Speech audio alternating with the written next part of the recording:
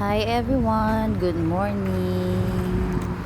May share lang akong opinion about dun sa isang person na parang dina-downgrade niya ang mga solo parent or single moms.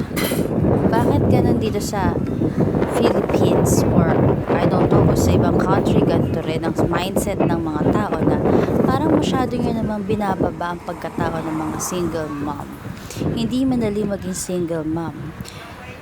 Kailangan mo maging malakas, matapang para magampanan ang pagiging single mom.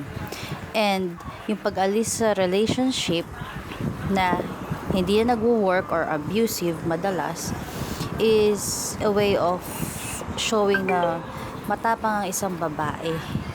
Bakit kailangan bastusin o kailangan i-downgrade ang mga single mom?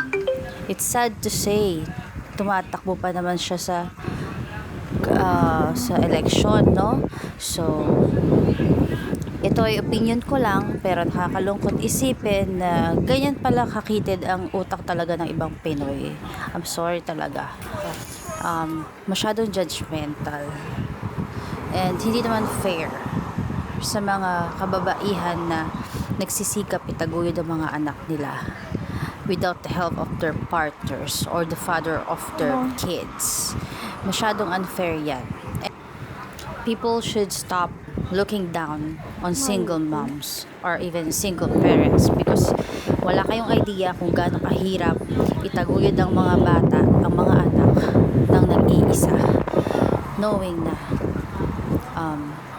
there's no support from the dads, from the fathers, their partners, okay?